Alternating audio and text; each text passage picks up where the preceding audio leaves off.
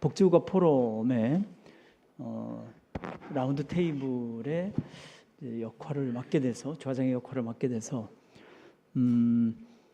어떻게 하면은 이 유익한 어떤 토론의 시간을 갖겠는지 그 부분에 대한 고민을 하면서 이 자리에 오게 됐습니다.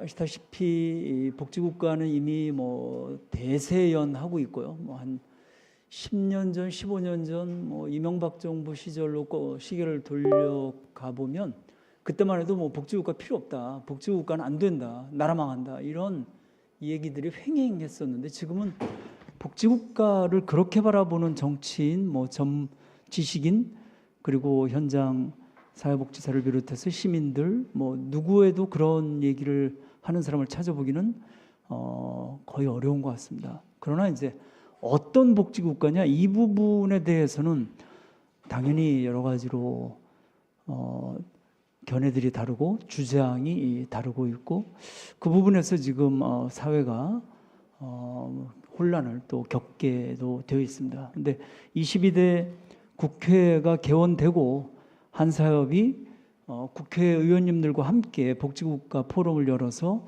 그런 부분에 대한 답을 찾아가는 것과 아울러 실제 복지국가를 만들기 위해서 사회복지사들이 주체가 되고자 라고 하는 어떤 그런 의도를 갖고 이 포럼을 만드신 거 아닌가 싶고, 그래서 오늘 두 가지의 발제가 중요한 두 개의 이 포럼의 목적을 각각 대변하는 그런 내용으로 구성됐다고 생각을 합니다. 즉, 어떤 복지국가를 우리는 지향해야 되냐, 그리고 사회복지사는 뭘 해야 되는지, 그 두 개에 대한 화두의 나름대로의 각각의 발제자님들의 답을 우리가 지켜봤고, 다만 이제 이 시간의 제약이라고 하는 것 때문에 계속 시간을 지켜달라, 짧게 해달라, 이런 압박으로 윤홍식 교수만 해도 진짜 중요한 부분은 거의 얘기를 못하고 복지 체제로 뭔가 성장 체제를 바꿔볼 수 있다.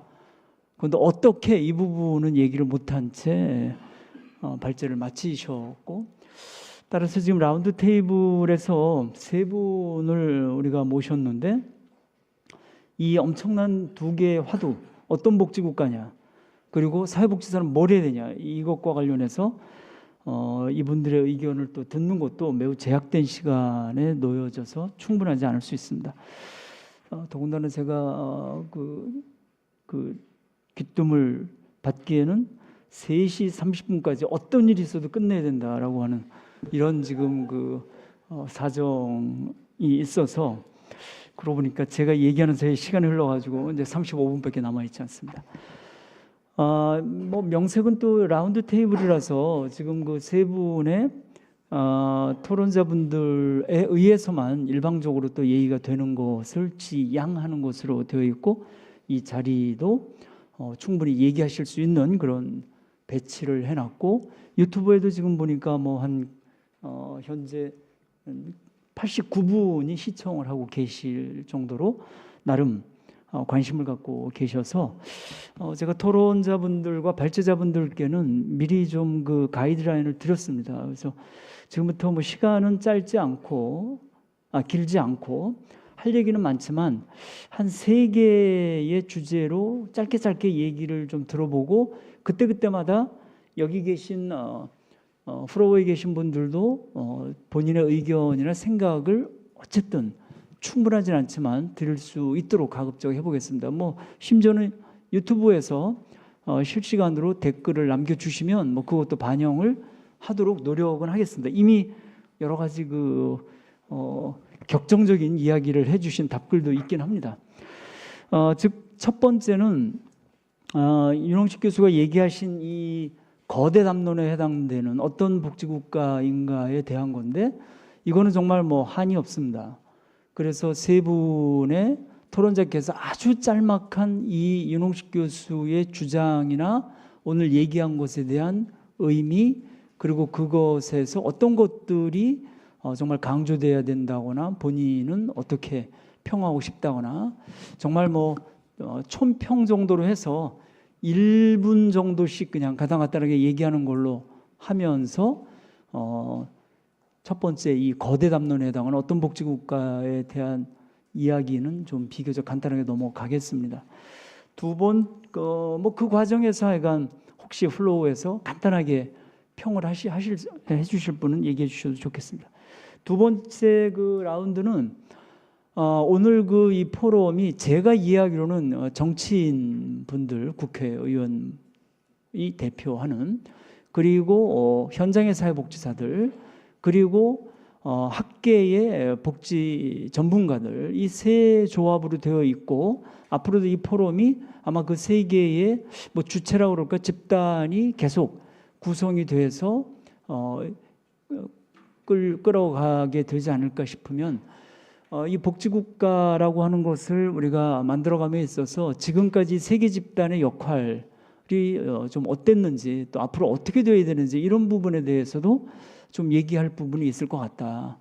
그래서 그것과 관련해서 한 2분 내지 뭐 길어봤자 3분에 걸쳐서 그 얘기해 주시고 토론자분들께서 그리고 프로에서 역시 또 말씀 있으시면 얘기해 주시고 발제자분들도 할 얘기가 있으실 때는 얘기해 주시고 그렇게 좋겠습니다.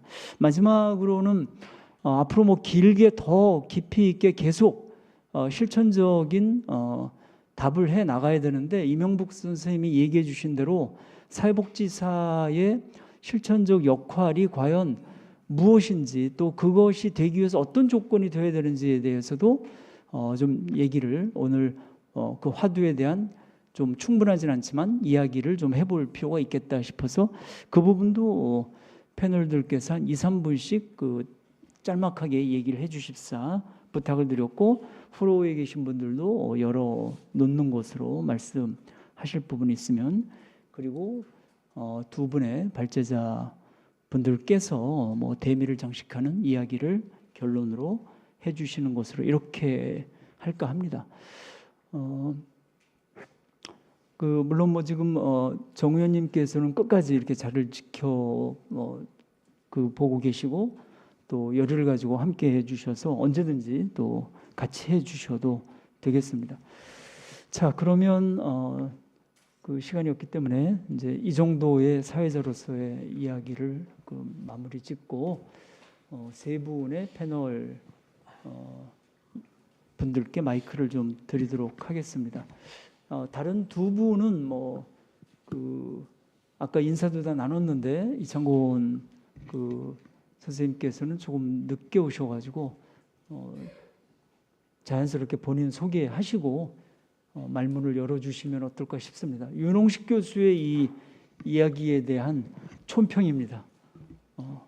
네, 제 순서가 제일 마지막에 돼 있어 갖고 전혀 대비하지 않은 가운데 갑자기 사회자가 왕이기 때문에 들어오네요. 인사하시라고. 네. 네, 알겠습니다. 예, 한겨레 신문의 이창곤 기자입니다. 예. 뭐 시간이 별로 없으니까 윤홍식 교수님의 발제에 대해서 의견을 바로 들어가도록 하겠습니다. 예. 우리는 지금 무엇을 하는가, 왜 이런 일을 하는가, 이렇게 해서 발제문에 보니까 실현 가능하고 믿을 수 있는 더 나은 미래를 만들어갈 정치적, 경제적, 사회적 전망을 제시하는 일이다 이렇게 했는데 지금 아무리 여러 가지 얘기들을 한다고 하더라도 이만큼 중요한 어떤 문장이 있을까 싶습니다. 예.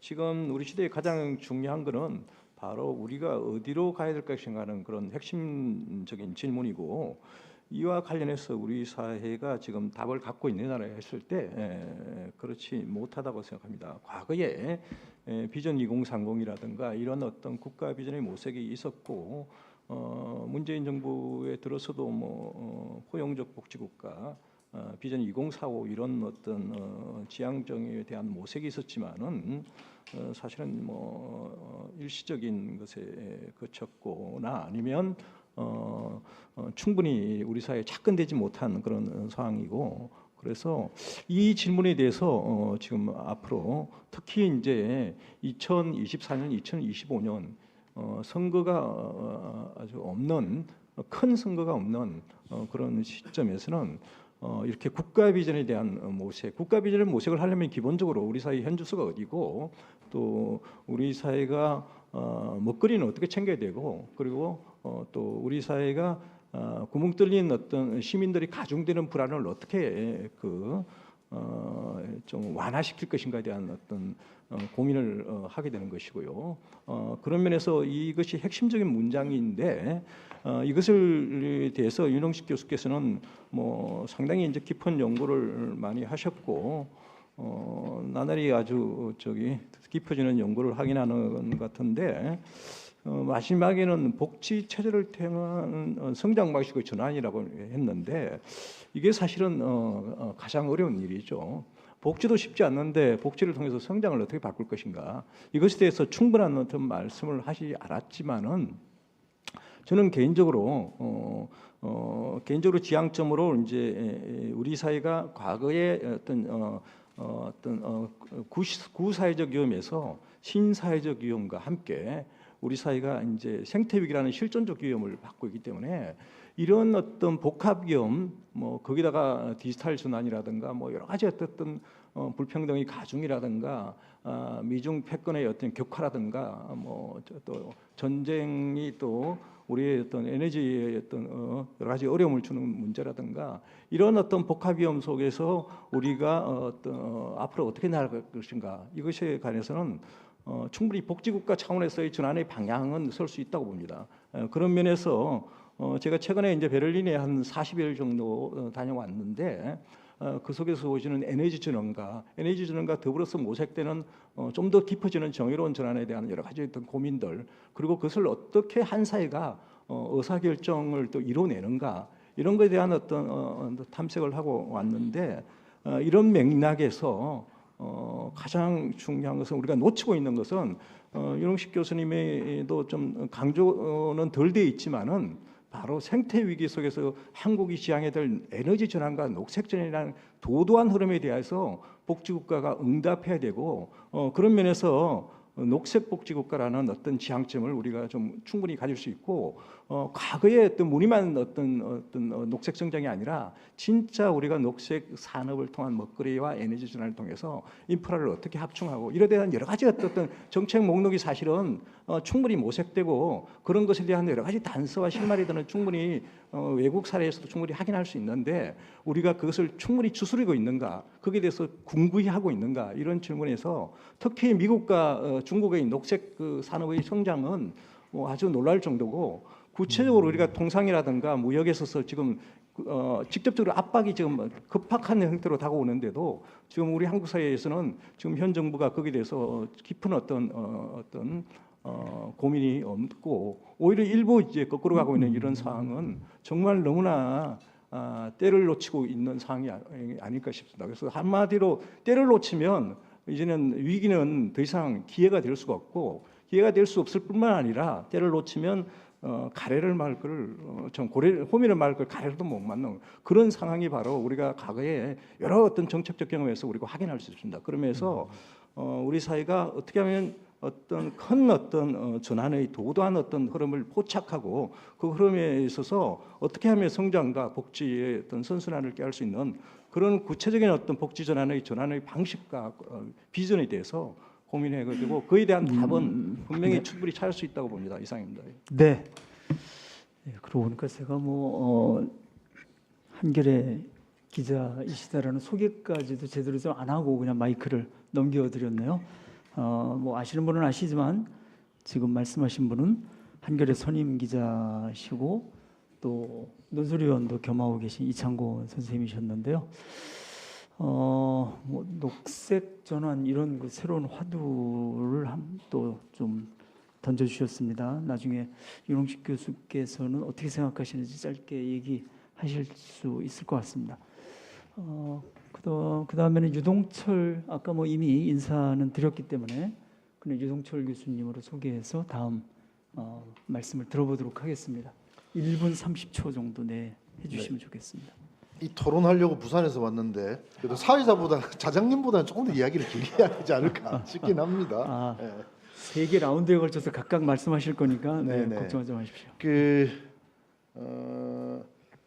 사실 지금 이제 복지국가 체제가 1940년에 베브리지 보고서가 나오고 베브리지 보고서의 기본적인 틀 속에서 이제 복지국가 시스템이 만들어져 왔습니다. 이 시기가 사실 상당히 전후에 이제 경제 호황 시기이기도 하고 뭐 제조업 중심으로 산업이 이제 원활하게 작동한 시기였는데 그래서 이제 베브리지가 이제 보고서를 쓰면서 사회보험 중심의 이 사회 복지국가 시스템을 만들 때 기본 전제 조건 중에 하나가 완전 고용이었습니다. 이게 완전 고용이 있어야 이 체제가 돌아간다는 거였거든요. 근데 지금은 그 체제 시스템이 무너졌습니다. 지금 가장 중요한 경제적인 변화가 제4차 산업혁명이죠. 이게 가장 큰 변화를 불러일으키고 있고 이걸 통해서 플랫폼 노동이 생기고 있고 비정규직들이 생기고 수많은 이제 고용 중심의 패러다임이 완전히 바뀌기 시작했다라는 겁니다. 두 번째로 이것 때문에 불평등이 지속적으로 확대되고 있다. 우리 이제 윤영식 교수님 원래 자료 안에는 이제 자산 불평등까지 소득 불평등 말고 자산 불평등까지 다 꼽고 있습니다. 특히 사실 자산 불평등이 소득 불평등보다 자본주의까지 훨씬 심각합니다. 근데 우리는 자산 불평등에 대해서 별로 이야기를 안 하고 있는 거죠. 세 번째 우리 이상권 기자님 말씀하신 것처럼 기후 위기. 우리나라 지금 우리가 이제 가장 직면한 3대 화두가 제4차 산업혁명, 불평등의 심화, 그리고 기후 위기. 이 세 가지가 가장 시급한 화두다라고 생각을 합니다. 이것 때문에 나타나는 이제 외형적인 증상이 이제 저출산 고령 뭐 이런 거죠. 어쨌든 이 세 가지를 기준으로 새로운 복지국가의 재편 또는 새로운 복지 시스템의 정비 이걸 고민을 해야 된다고 생각을 하는데 어쨌든 이제 제4차 산업혁명에 따라서 앞으로 이제 우리 이게 대표적인 게 이제 로봇과 AI잖아요, 그죠? 로봇과 AI인데 로봇은 육체 노동을 대신하기 시작할 거고 AI는 지식 노동을 대체할 거고 그래서 일자리는 줄어들기는 명백하다라고 생각을 합니다. 그래서 고용 중심이 아니라 이제는 소득 중심으로 계속 고용이 줄어들고 있는데 고용 중심의 시스템을 고집할 수가 없다. 소득 중심으로 가야 된다는 생각이고요. 또 불평등이 우리는 계속 이 소득 불평등만 이야기해봤는데 이제는 자산 불평등을 이야기할 때가 왔다. 그래서 우리 이제 토마 피케티는 사실 21살 되면 1억 6천만 원씩 투자를 했잖아요. 그 기본적인 자산의 불평등을 완화시키기 위해서. 사실 오늘 우리 윤홍식 교수님 그 발표 들으니까 저는 토마 피케티가 떠올랐어요. 한국의 토마 피케티다 이런 생각이 납니다. 아무도 안 웃네요.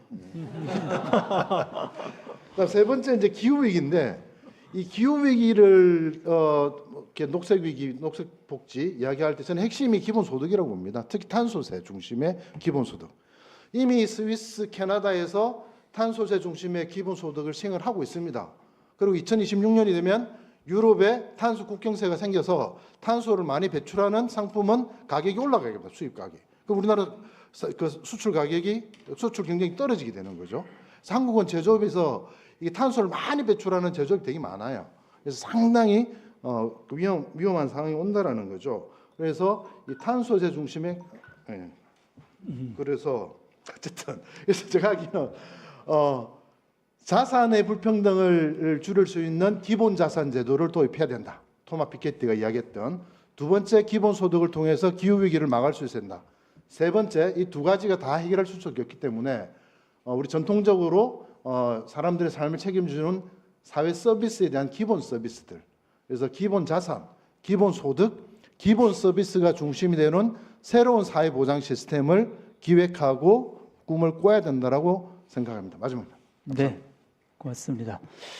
윤홍식 교수님이 얘기하신 내용하고 뭐 겹치는 게 있는 건지 없는 건지 좀 나중에 확인은 하고 싶습니다. 자, 오늘 뭐 사실은 유일한 성분으로 모시게 돼가지고 이게 성비가 좀 안 맞는 거를 제가 느끼게 됐는데 또 순서까지 맨 마지막에 드려가지고 죄송하게 됐네요.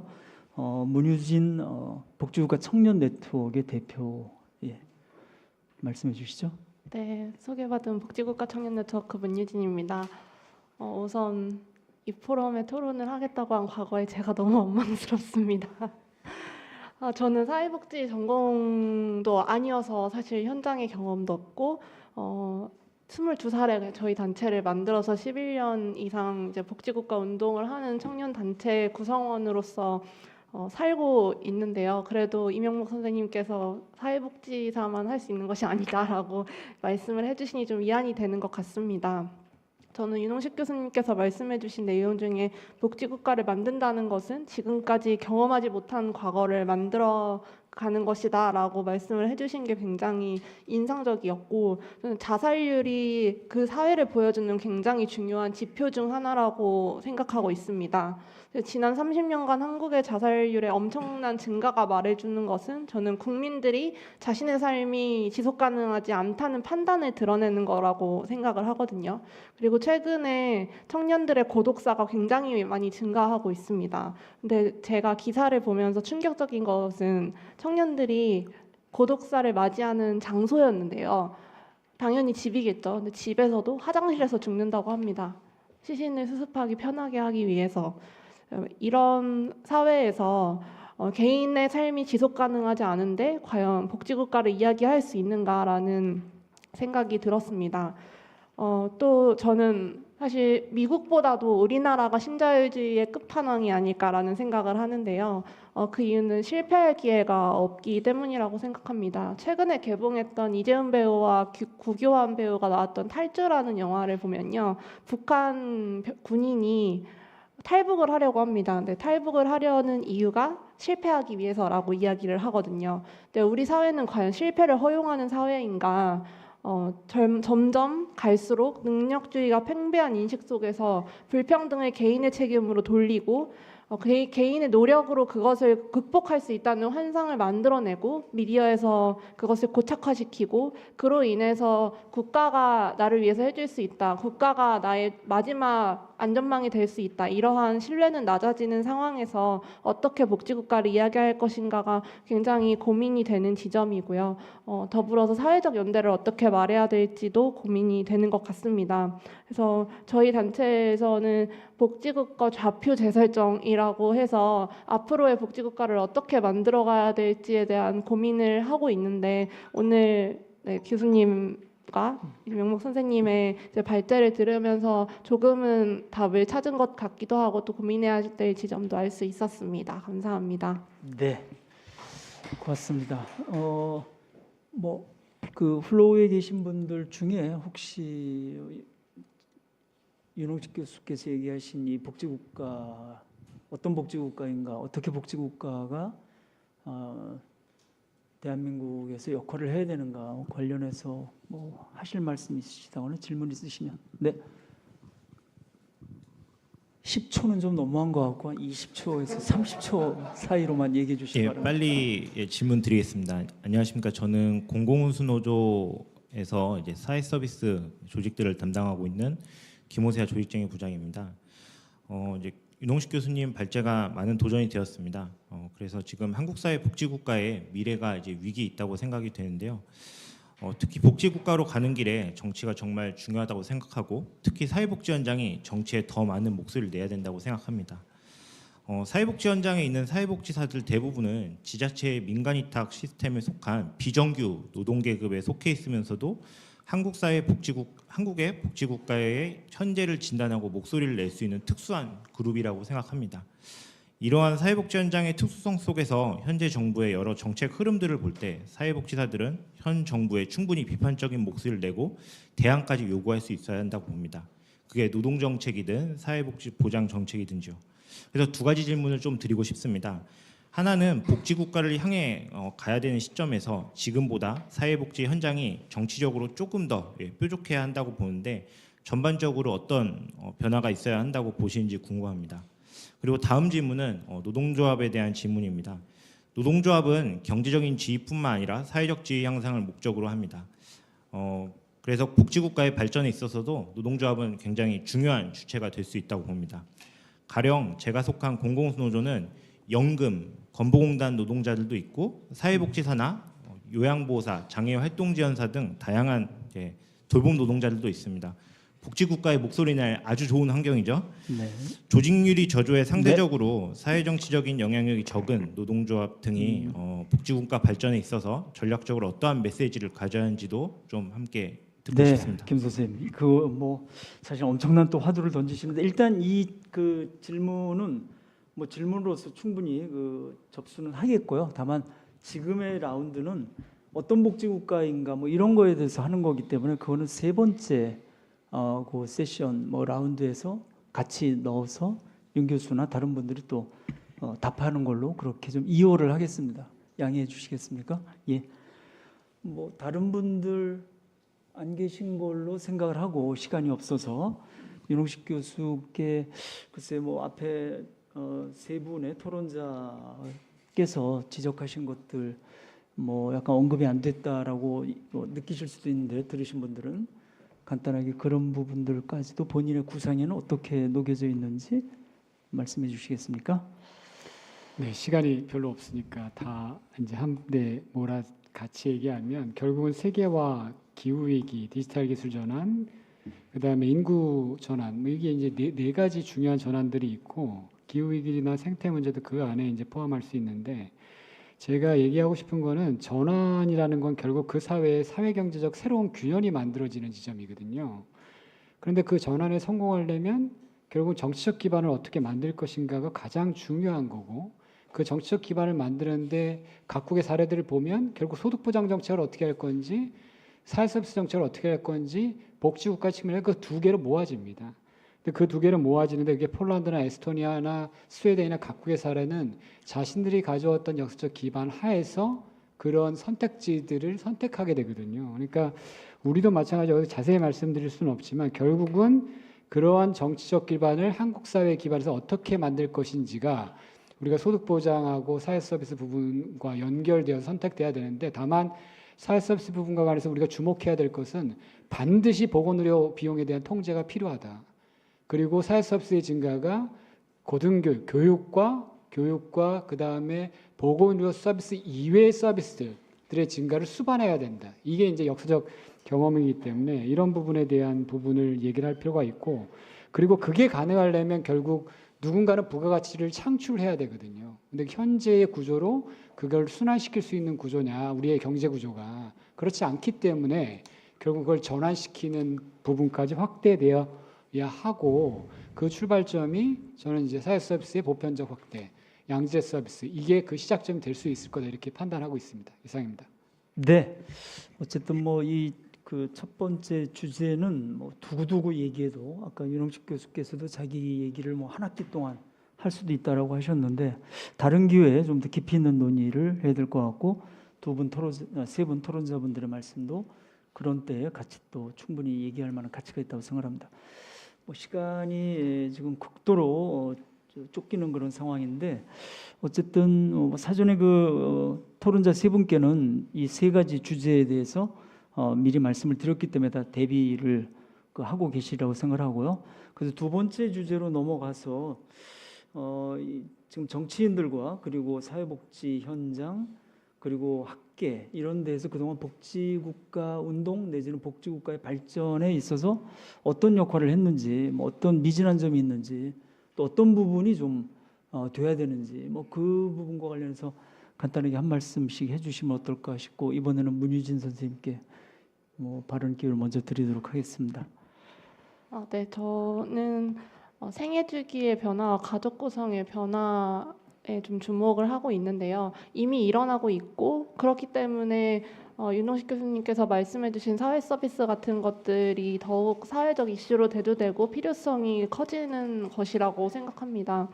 진학하지 않고 아이를 낳지 않기를 또 결심하고 결혼하지 않고 또 비숙련 노동이 기계로 대체되고 이런 사회에서 복지 체제의 변화를 이야기를 해야 하는데 저는 이걸 사회에서 사회 운동에서 또는 실천가들이 어떻게 제시를 해야 되는가 그런데 제시하지 않으면 저는 지금 우리 사회는 완전히 마지노선에 몰려 있다라는 생각을 하고 있고요.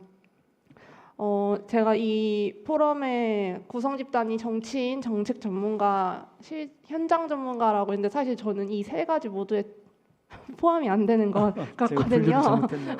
네, 그런데 폭넓게 제가 현장 전문가. 사회 운동가로서 얘기를 한다면 이전 세대의 공은 복지국가라는 것을 우리 사회에 가능할 수도 있다는 희망을 주고 또 보편주의적 복지국가의 이행을 위해서 역할을 한 것 같습니다. 네, 아마 여기 계신 분들하고 저랑 최소 20년 정도 차이가 날 거거든요. 연령상. 네, 그러면 이제 20년 그 사이에 20년 동안에 사회운동가로서 복지국가를 만들어 오셨고 그래서 우리 사회가 이만큼 복지제도가 발전을 했다면 저도 앞으로 20년간 무언가를 해야 된다고 생각하는데 아마 지금 사회에 맞는 복지국가 운동을 전개해 가야 되지 않을까. 그리고 경제 전환이라는 것은 사회의 균열을 내는 것이라고 말씀을 해주셨는데 그 균열을 내는 것은 갈등을 동반할 수밖에 없는데 그 갈등을 어떻게 조정해 나갈 것인가. 저는 이 문제도 지금 운동을 생각하는 사람들이 굉장히 초점을 맞춰서 봐야 될 지점이라고 생각합니다. 네, 네. 하여간 제가 분류를 조금 잘못해가지고 어디에 속한지 모르겠다 이렇게 느끼시게 해가지고 죄송합니다. 네, 현장 활동가라고 할까요? 복지국가 운동가로서 그동안 역할을 많이 해오셨던 문유진 선생님께서 어쨌든 그동안 했던 활동을 간단하게 뭐 얘기를 좀 하시면서 나름의 생각을 얘기해 주셨습니다. 뭐 그다음에는 유동철 뭐 교수님이자 22대 국회에 도전했던 그런 사회복지인으로서 이런 정치인, 학계, 현장 이런 데서 그동안 복지국가 발전에 대해서 어떤 한계와 성과가 있었는지에 대해서 누구보다도 소회가 많으실 거라고 생각하는데 시간은 2분 정도밖에 못 드리겠습니다. 저는 이제 그 사회복지 운동 단체를 만들어 현장 활동도 해봤고, 그다음에 학계 전문가로 이제 전문적인 활동도 해봤고, 이제는 정치까지 이제 왔으면서 세 가지 영역을 다 한 번씩 해봤는데, 제가 왜 마지막에 이렇게 정치까지 오게 됐냐? 기존의 현장 실천 또는 학계가 가지고 있는 전문성의 이 느슨한 체제로는 저는 이게 새로운 복지국가 만드는 게 어렵다고 판단을 했습니다. 그래서 이 현장 전문가와 그리고 이 정치 간에 훨씬 더 깊은 교감이 있어야 된다. 공감대가 형성돼야 된다. 그리고 현장 실천가들과 전문가들 또는 정치인 사이에도 상시적인 연대가 가능해야 된다. 상시적인 문제 제기, 상시적인 연대가 가능한 시스템이 되지 않으면 우리가 꿈꾸는 새로운 사회복지국가 이루기 어렵다라고 생각을 했습니다. 그래서 저는 그 중에 물론 우리 지금 정태우 의원님이 끝까지 남아 계셔서 상시적인 연대를 해주시려고 노력을 해서 감사합니다. 그래서 정말 긴밀하게 언제든지 연락하고 중요한 문제에서 같이 논의하는 이런 정치인들이 반드시 필요하고 사회복지사들과 사회복지 현장의 목소리를 좀 공감하고 체감하는 사람이 필요하다고 생각합니다. 늘 우리가 토론회하면 여러 국회의원들이 같이 참여하지만 사실 그거는 뭐 일시적인 연대거나 또는 그 현상적인 연대 이런 거였지 정말 본질적으로 우리가 이 문제를 같이 고민하는 이런 정치인들은 많지 않았다고 생각합니다. 그래서 그런 사람이 반드시 필요하고 그분들과 함께 전문가들이 깊이 있는 구체적인 또 이게 방향뿐만 아니고 구체적으로 정치인이 뭘 해야 되는지를 알려주는 정책 전문가들이 반드시 필요하다. 여기 대해서 현장 전문가들이 필요성을 계속 제기하고 이 잘해 좀 펴줄게, 밀어줄게 할 수 있는 분위기 계속 만들어주고 이런 것들이 상시적이고 긴밀하고 아주 그 두텁게 가야만 저는 우리가 꿈꾸는 세상을 만들 수 있다고 생각합니다. 그 중에 저도 하여튼 열심히 하도록 노력하겠습니다. 감사합니다. 네, 네. 상시적이고 끈끈하고 두텁고 뭐 이런 표현으로 말씀을 해주셨네요. 이창곤 예. 기자님, 네. 예.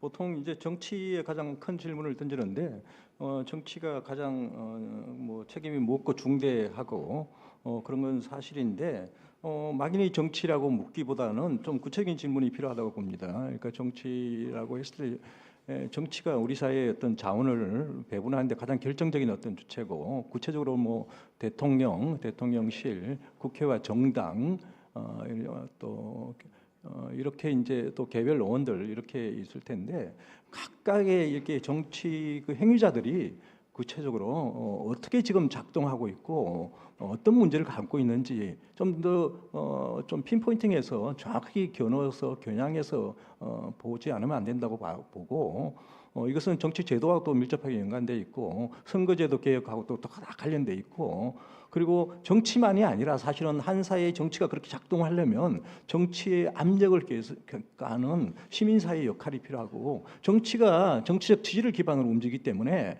정치를 움직이게 하기는 정책의 창밖에 있는 외부의 어떤 중요한 행위자가 바로 시민사회고 그게 제3섹터고 그게 복지국가 운동세력이라고 봅니다. 그래서 이러한 어떤 시민사회 세력과 또 기업은 기업들의 역할이 필요합니다. 그래서 이걸 통틀어서 정책 생태라고 얘기했을 때 정책 생태계의 여러 행위자들이 가까이 성찰하고 혁신할 대목이 있는 거지 정치만이 모든 것을 이제 뭐 원죄를 주어듯이 그렇게 얘기하다가는 문제를 풀기 힘들다고 봅니다. 그래서 이런 어떤 정치 생태계 전반에 대한 어떤 포괄적 인식과 정치 생태계 혁신을 꾀하기 위해서는 어떤 방법과 어떤 성찰과 어떤 변화가 필요한지 그에 대한 어떤 모색과 생각이 좀 필요하다고 생각합니다. 이상입니다. 네. 뭐 굉장히 큰 이야기인데 한 2분 만에 끝내달라고 하니까 뭐 말씀이 충분히 표현이 안 되는 것 같은데 앞으로 뭐 차차 깊이 있게 얘기할 기회가 있다고 생각하고 오늘은 그냥 화두만 계속 좀 확인하는 걸로 그렇게 이해해 주셨으면 좋겠습니다. 뭐 사실은 그 현장 사회복지사분들이 토론자의 한 분으로 딱 계셨어야 되는데 굳이 그렇게 한 분을 여기에 모시지 않은 거는 앞에 계신 분들이 다 참여할 수 있는 분이다 이런 전제인 것 같은데 혹시 뭐 이런 지금까지 정치인들 또 전문가, 학계 전문가 또 현장의 전문가 이들 사이의 역할에 대해서 하실 말씀 있으신 분들은 참여가 가능합니다. 손을 들어주시고 네.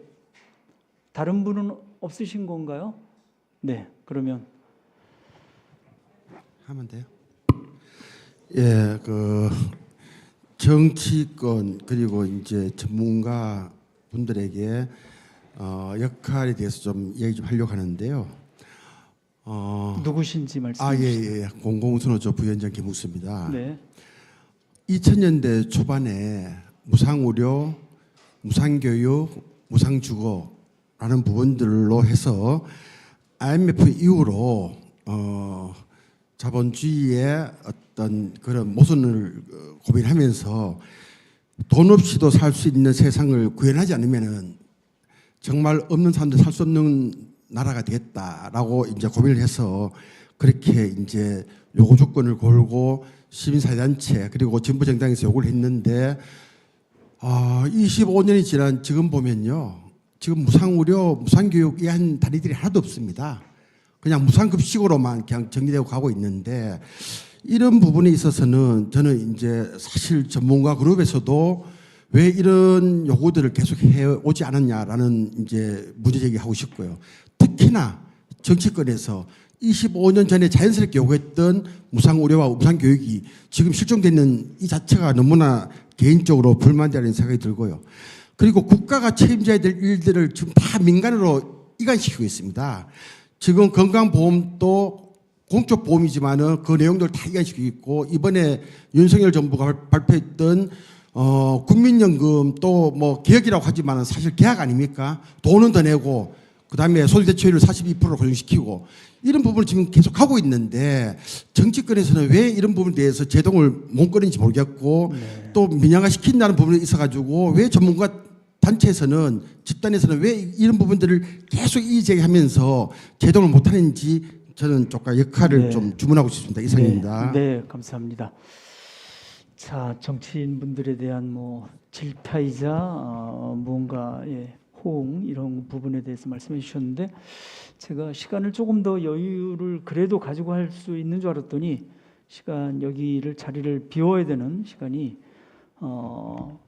좀 별로 여유가 없어서 빨리 마무리를 좀 져야 될 것 같습니다. 사실은 마지막 라운드에 이제 사회복지사의 역할이 어떻게 됐으면 좋겠는지 이명북 선생님이 하신 5가지 얘기 외에도 또 현장에서 아니면 여기 나오신 세 분이 어떤 역할을 또 어떤 입장이 있으신지 들어볼 생각이었습니다만 충분하지는 않을 것 같고 한 가지 정도씩만 한 30초에 걸쳐서 토론자분들이 얘기해 주시고 그리고 두 분의 발제자분들도 총평을 간단하게 해주시고 정태우 의원님도 아무래도 뭐 오늘 이 얘기를 들어보시고 또 특히 지금 공공운수 노조 부위원장님이 하신 그런 부분에 대한 소회 간단하게 말씀하시는 걸로 마무리 졌으면 좋겠습니다. 뭐 유동철 교수님, 뭐 현장 사회복지사들이 복지국가를 만들기 위해서 이명복 선생님이 하신 얘기 뭐와 더불어서 아니면 그 외에 하실 말씀 중요한 거 한 가지만 말씀하신다면? 5가지를 말씀해 주셨는데 저는 이제 학교에서 학생들한테 소셜 액션을 가르치고 그다음에 운동사를 가르치고 그리고 직접 지역사회를 변화시키는 프로젝트를 제공을 하고 이렇게 해도 얘들이 나중에 사회운동을 안 해요. 그래서 저는 이명묵 대표님 말씀하신 것처럼 그런 시도들이 매우 중요하고 아주 중요한 지점들이라고 생각하는데 그럼 어떻게 그게 가능하게 할까라는 문제에서 우리가 이렇게 하는 게 맞다라는 당위성보다는 이 학생들이 그걸 하고 나면 자기 역할을 찾거나 또는 본인이 필요해지는 세상이 와야 이 학생들이 또는 밖에 나가 사회복지사들이 그런 역할들을 찾아갈 거라고 생각하거든요. 그래서 이렇게 하자라는 것보다 이렇게 움직이면 이렇게 세상이 변하고 이런 역할이 당신한테 주어질 거다. 이 체제를 우리가 만들어야 된다고 생각합니다. 감사합니다. 네. 당위성보다는 뭐 구체적으로 하여간 체감할 수 있는 실효성 있는 어떤 그런 것들이 좀 더 필요하다 이런 말씀으로 저는 느껴졌습니다. 뭐 이창곤 기자님, 네. 사회복지 현장 분들에게 네, 이명국 선생님 그 말씀 잘 들었습니다. 대체로 뭐 동의하고 저는 뭐 오히려 이제 이렇게 생각을 해볼 필요가 있다고 봅니다. 무엇이 사회복지사들이 그러니까 현실적으로 지금 그렇게 소극적이나 아니면 어떤 정치적 둥비라는 미명 아래 그렇게 정치 참여를 적극적으로 전개하지 못하게 하는가라는 질문을 오히려 그리고 그 장애 요인이 뭔가 1차적으로 이제 대학에서의 교육이 있다고 보는데 그건 인식의 문제고 복지라는 것은 사회의 어떤 문제를 바꾸는 어떤 조직적인 실천 활동인데 이것은 개인의 변화를 통해서 하는 방법이 있고 사회의 변화를 통해서인데 사회의 구조적인 변화를 통해서 하는 것이 바로 이제 정치 참여고 핵심이 정치 참여고 어떤 운동일 텐데 개인의 변화에 머물게 만드는 어떤 그런 어떤 교육 환경 그런 인식에 머물게 하는 게 무엇인가라는 것이 있고 두 번째는 사회복지관이라든가 이 사회복지 현장에 있는 이들이 왜 그 사회복지관에서 실제로 클라이언트를 만나면서 그런 인식에 머물고 있게 하는가라는 그런 어떤 우리 구조적인 문제가 있다고 봅니다. 그래서 그런 문제를 천착하면 충분히 답을 얻을 수 있고 무엇보다도 실제로 그럼에도 불구하고 사회복지 현장을 잠시 천천히 들어가보면 사회복지관에서 이런 정치 참여를 하고 또 학습 동아리를 통해서 현실의 문제를 주민들과 함께 풀어가는 그런 어떤 모습도 확인할 수 있습니다. 그래서 그런 어떤 긍정적인 것들을 충분히 좀 롤 모델 삼아서 그런 것이 좀 차차차 넓어졌으면 좋겠습니다. 네. 뭐 문유진 선생님은 뭐 본인이 사회복지사가 아니라고 하셨지만 넓게 보면 사회복지인이고요. 옆에서 또 보셨을 때 어떤 생각이 드시나요? 네, 저는 사회복지 현장과 가까이 일한 게 그나마 청년 사업을 하면서 사회적 고립 청년을 대상으로 하는 사업을 하면서 지역 사회복지기관의 중요성을 굉장히 실감을 했었는데요. 그래서 저는 사회복지사가 가진 전문성이 복지국가를 만드는 데 엄청나게 중요한 역할을 할 것이라고 생각을 하고 있습니다. 제가 느꼈던 것은 그 사회복지사 선생님들께서 취약계층을 발굴하는 역량과 대응하는 역량 그리고 그 이후에 케이스 매니징을 하는 그 과정까지의 그 전문성을 살리는 게 굉장히 중요하다고 생각하고요. 다만 저는 정치권에 대한 불만이 있다면 현장에서는 그 경험을 정책화하기 위한 노력을 굉장히 많이 하는데 현장에서 말하는 정책을 행정부와 입법부에서는 좀 무겁게 받지는 않는 것 같아요. 그래서 앞으로는 좀 더 현장에 계신 사회복지사 선생님들의 의견을 좀 더 무겁게 받아서 그게 행정으로 입법으로 이어질 수 있도록 하는 게 중요하다고 생각합니다. 네, 무겁게 받으시도록 한 사업이 존재한다고 생각합니다. 뭐 플로우에 계신 분들 사실은 좀 드리고 싶습니다만은 죄송하게도 시간이 너무 없어가지고 그럼 두 분 발제자분들 근데 윤홍식 교수님 뭐 아까 약속을 드렸기 때문에 그 첫 라운드에서 질문해주신 그 얘기도 혹시 뭐 간단하게라도 언급할 수 있으면 해주시기 바랍니다. 뭐 이명목 선생님부터 먼저 혹시 뭐 얘기 들으시고 아니면 총평 비슷하게 오늘 네네.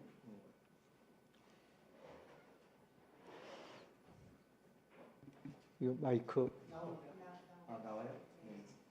네, 지금 따뜻한 시간 진행해 주신 좌장 교수님께 너무 감사드리고요.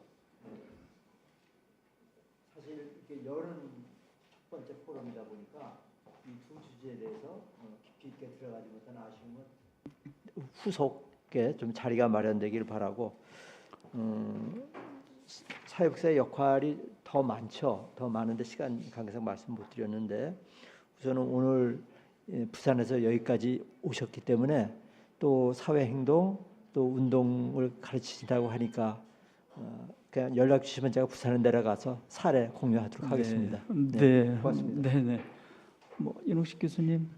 네, 간단하게 말씀드리면 저는 제일 필요한 게 우리 사회복지사들이 꿈꾸는 나라가 있나? 그게 뭐 하나가 아니라도 좋습니다. 각자가 진짜 사회복지사가 우리 사회가 우리나라가 어떤 나라가 됐으면 좋겠다. 이런 생각을 하고 있나?